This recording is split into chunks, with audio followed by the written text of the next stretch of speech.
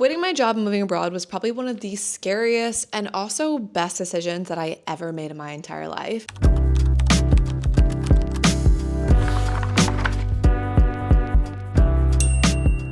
Now, to say that it was all easy peasy is definitely a lie. It was a roller coaster ride for sure. But I've been abroad for 5.5 years now. I'm currently living in Barcelona. I've been here for almost 2 years now, which is crazy.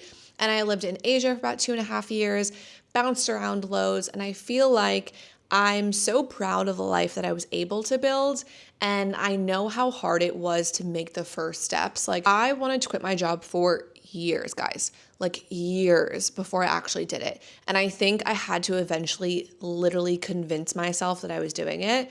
And so I want to lay out in this video the exact 7 steps that I took to be able to make this reality, like how I actually quit my job and moved abroad. So if you're new here, I'm Christina. Welcome back to my channel.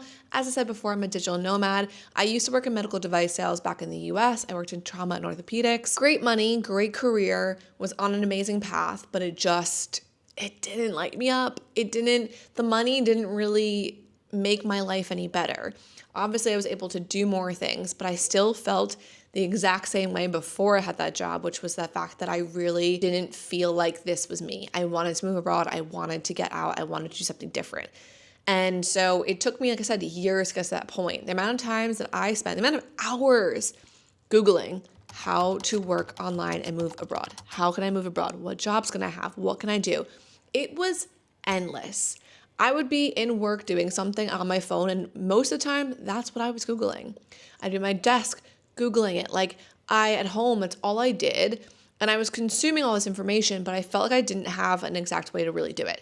So that's why I wanted to come in this video and talk about the steps that I took to actually make it happen. So let's start with step number 1. So this is honestly one of the big ones in the beginning, and it is setting a plan. And that might sound stupid. I'm a big Christina. I understand. You have to set a plan. I need to have a plan to do it. No shit. Of course. What I mean is you need a specific plan of action of how you're going to do it with deadlines. The biggest thing that changed for me was when I always said, I'm going to quit my job. I'm going to do it. I'm going to go after it. And then I kept saying, I'm going to quit my job. I'm going to do it. Maybe in the spring, maybe in the summer, actually, maybe next year will be better.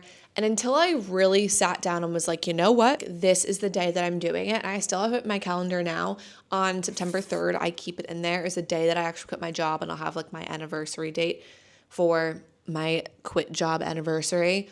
I always like to celebrate it, but I set out a date. I was like, I am quitting by this time, or the opposite. I wanted to leave the country. I know my date to leave was September 29th. I was like, I am leaving on September 29th. That is it. And then I had to obviously give my leave before that.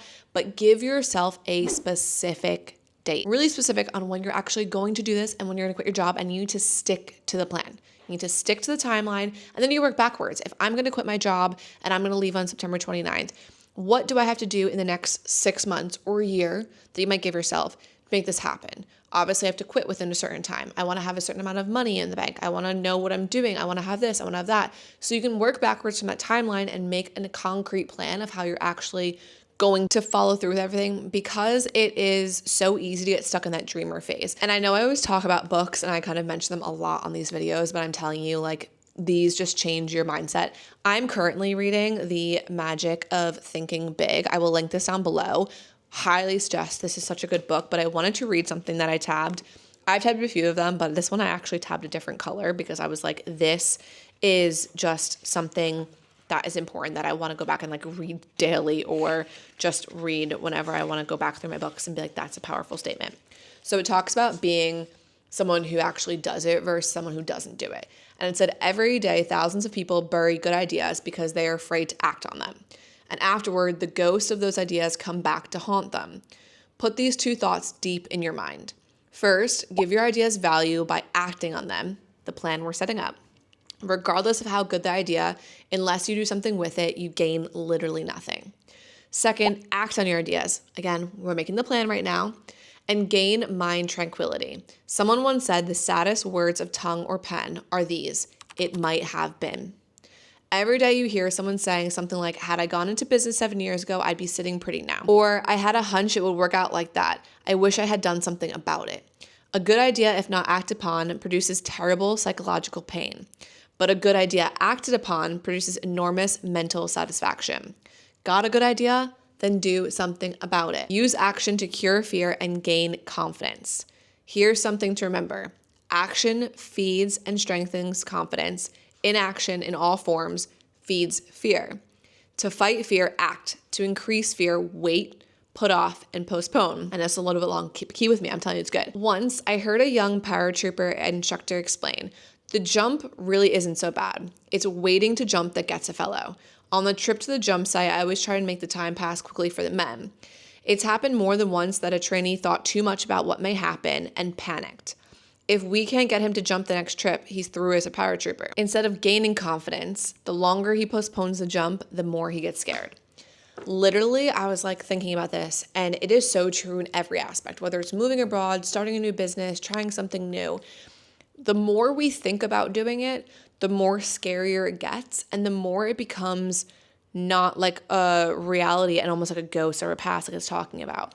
Don't let yourself be so scared by it that you continually think you're going to do it and you just don't do it. And then you sit there and say, 10 years ago, I know I could have done it and it would have been fine, but I didn't do it. I wish I did. Like, that sucks. Let's not do that by any means. And let's just start acting on it. And that's what the plan's going to do. So step number 2, this is a really big one. We're talking about finances. We need to save money. Obviously, we'll talk about making money in a minute. One of the key things for moving abroad is to make sure you have a safety net and to make sure you have money to actually be able to do it, because obviously things cost a lot, flights, and then once you get there, you're setting yourself up and all that stuff. So we need to have finances in order and in check. So when I did this, I literally sat down. I'm not kidding. I printed out my credit card statements for the past 3 months. I printed out my debit card statements, and I went through and highlighted what is a necessity that I have to keep, I literally can't get rid of. That would include health insurance, some electricity bills, things like that you cannot get rid of. Gym membership keeps you healthy, makes you feel good. You're not going to get rid of that. But do I really need a Netflix and a Hulu subscription? Probably not. Do I need to go out all the time to eat? Probably not. I started to cut back on things, cut back on subscriptions, cut back on going out, see where I could save myself money, and I'd highlight the ones where I could save. And I added it all up, and you would be surprised how much a daily tea or coffee or a daily sandwich or lunch out a couple times a week or buying this or shopping online for something you really didn't need, how much it actually adds up to what you could put towards savings. And then make sure you're opening a high yield savings account. I will drop the one below I have. I use SoFi and they're so good, and I'm making money every month off the money that's just sitting in my savings account. So that is definitely a key tip for your savings. Make sure it's in a high yield savings account. Otherwise, your normal savings account for your banks, they're gonna give you a 0.2% APY, which means you're really making no money on any of your money, versus if you have it in a high yield savings account, you can get anywhere from 3.8 to 4.2% APY on all your money, meaning you're making that amount, that percentage, added addition onto your money that you already have sitting in the bank. So that is definitely super important when you're trying to build your savings. But like I said, you need to go through and you need to cut things. I didn't go out as much. I didn't see my friends in social settings like that as much, but maybe I go for a walk with people. Maybe I go to their house and see them. You can make things happen. You don't have to completely shut your social life down, but it is definitely super important to make sure that you are cutting back on the things you can and increasing the amount of money that you can put away every single month. Because think about it this way. You can spend that extra $500 a month in your hometown or in whatever, buying some clothes, doing fun things, or you could spend that extra $500 a month living in Bali. What would you rather, or Barcelona, or wherever you want to go? Think about the things that you could do with that money in the location you want to move to. Imagine it, visualize it, and then think about what you would rather do. And I can guarantee you'd rather spend the money on going to a beach club in Bali and working in a really cool co-working space with a pool during the daytime and living in a sick villa versus being home and being miserable. Just saying. So that is step number 2. Step number 3, we're going to start researching skills and interests for what we can do online. So if you have no idea where to start, and I had absolutely no clue, and I actually quit my job before I started learning skills and stuff, and then I learned skills while I had no job. So I'm giving you the steps to make sure that you are doing this in a better way than I did it. It'll help you earn money faster and you'll probably have a lot less stress. But I live by the seat of my pants, so that's my chaotic way of living. So that was the way I did it. But researching your interests and your skills. Go see what people are doing online right now that you know people are making money on and see what interests you. Don't find something to say, oh my God, I see someone's killing it in that. I want to do it. Not sure if I'll ever really like it, but I'm just going to do it. You have to like what you're going to do because of the fact that this is going to be difficult. It is going to be hard. This is going to be testing. Building your own business, working online is not for the faint of heart. You need to make sure that you are enjoying what you're doing, because otherwise you're going to feel like you're back in square one where you're showing up every day and you're not liking what you're doing. Even if you're in a beautiful place, you still need to like what your day-to-day looks like. So find something that actually interests you and start researching those areas and find out what people are doing. Say you like social media. You want to become a social media manager. Okay, now, social media management. What skills do you exactly need to know and what do you need to learn to become a social media manager? Go on social media managers' pages, find their tips, see what they're doing, message them asking, like, what do you think I need to learn for skills to be able to do this? You need to learn copywriting. You need to learn a little bit of graphic design in Canva. You need to learn algorithm updates, content, different kind of stuff. Like, those are some examples of things you might need to learn. So now you can make a list of all the skills that you need to start working on and start one by one on starting to learn those skills. And that's going to really help you. And that's how we're going to move into step number 3. Step 3 is going to be learning those skills. Now, listen, learning skills is obviously difficult at times because you're doing something completely new and you're doing something that you've obviously never done before. However, there is an abundance, an abundance of free information online for learning skills. I even created a video for podcast managers. I'll link it up at top. And I went through everything that you need to learn and learn how to do to become a podcast manager. I learned how to video edit off of YouTube. I learned how to do a lot of content stuff, social media work, from watching other creators online. I learned how to do copywriting from a course I took. So obviously there are some free stuff and there's some paid stuff. It depends on how much time you have. And if you want to kind of shrink that time, it might be best to invest in a course or invest in a mentor. And that obviously helps you to go faster with what you want to do. But there is so much information available online. When I tell you that when I started, because when I first started, I wanted to do virtual assistants and I was doing social media marketing before I started to do podcast management, which I've been doing for the past 3 years. But when I first started doing social media marketing and virtual assistants and email marketing and stuff like that, I spent hours and hours going through and watching videos, reading blog posts. I would read books. I would listen to podcasts, whatever it might have been. I was doing it all and I was consuming it on a constant basis. And I was trying to up-level my skills or get to a point where I felt a little bit comfortable doing things. And that's how you're going to learn. Like I said, you can do free stuff. That's absolutely amazing. Like I said, I taught myself how to video edit it and how to podcast edit from watching people's videos online. Or you can hire a mentor. Or you can go for a course that you found for someone who actually has results. Make sure whoever you're working with has results of people they've helped or testimonials or things like that. And then invest in it. Invest in yourself and invest in learning those skills. So you have 2 options you can go for, or you can combine the 2 and just continually keep learning. But you need to put yourself outside your comfort zone and learn something new. If you're interested in podcast management, for example, I offer a program where I help people become podcast managers. I've done it with a few people now. I obviously have my own podcast management business. So there are ways out there and there are people out there who will help you do it. So just make sure that when you start to learn these skills that you continually do it, because it's so easy to get overwhelmed or feel like it's hard, because it might be at times, and to quit. But you just need to make sure you continually push forward and you will keep getting better. Every single person, every single one, every successful person has started from 0. We all start learning something. So just start. And with learning the skills, we're going to go to step number 5, which is going to be applying the skills and building your confidence. So how do we start applying the skills? Number 1, you need to be able to show your work to people, especially if you're in a service-based business like podcast management, social media, graphic design, anything like that. You need to be able to showcase your skills to other people. So if you don't have any clients yet, you might be like, Christina, how do I do that? Do mock portfolios, mock samples. So say you want to be in social media management, maybe create a mock feed of a really cool brand that you like, make a feed of how you'd make it look. create some mock posts, create some videos, maybe some UGC content that you can kind of use. If you want to be a graphic designer, create some templates or some options of designs or logos or whatever it is you want to do. If you want to be a website manager, create some mock websites. People can go through and scroll. Create a website for your own business. People can go through and that could be your portfolio.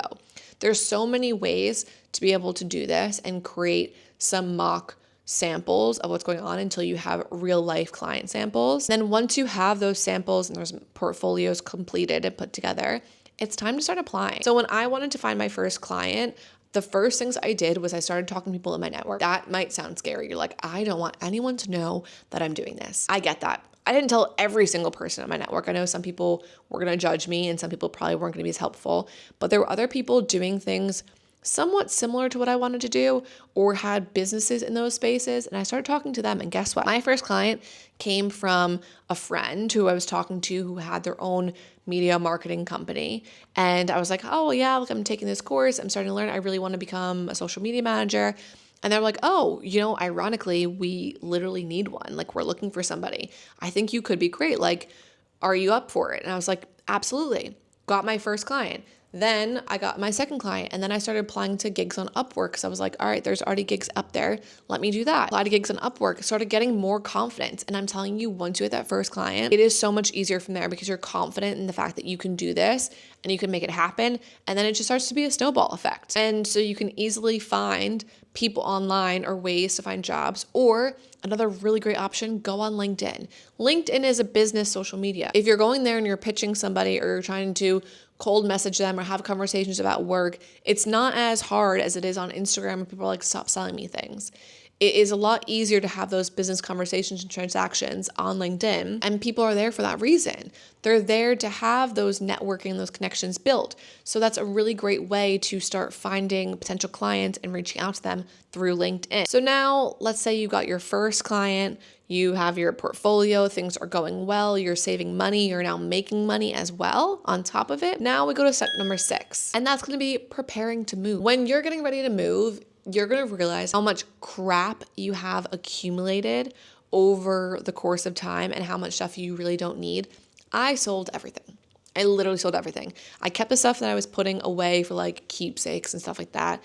My parents still have boxes of them at their house. And then I packed up my 2 suitcases, what I was going to bring with me to go abroad. And then the rest sold, gone, everything. Shoes, clothes, my car, anything that I had that I like, dressers, whatever, I got rid of. I got rid of everything that I didn't need anymore. I sold it, made a little profit, put it back into my savings. And I prepared myself to let go of all things I didn't need so I can move on to the next stage in this new chapter of life. And then with selling your stuff and the preparation to move is you need to figure out where you want to go. I'm sure by now you have an idea of where you want to go. And if you don't, then maybe look to see where other remote workers are going, where other entrepreneurs are going. There's some really big hotspots, like places like obviously Bali. Barcelona is becoming one. Lisbon's one, Mexico City, you've got Chiang Mai in Thailand, you've got Copenhagen in Thailand. Like, there are so many different pockets of remote workers and digital nomads or entrepreneurs living abroad that you can go tap into those communities. And it might be really great for you to step into those where it's a bit easier to assimilate into it versus a place where maybe there aren't as many remote workers. Or if you're traveling full time, get out your plan. Figure out what your plan is of where exactly you want to move. If you need visas, if you need certain paperwork, anything like that, start figuring out the preparation and plans, the things you have to do to make it happen. My first move is Asia. So I literally just booked my ticket, my airline ticket. I got my stuff, donated, packed everything, sold my stuff, and then I just went. I just got on the plane and went. Like I said, I'm a little chaotic and crazy, so maybe don't follow my way, but I just went and I was like, I'm going to figure it out. And I obviously did.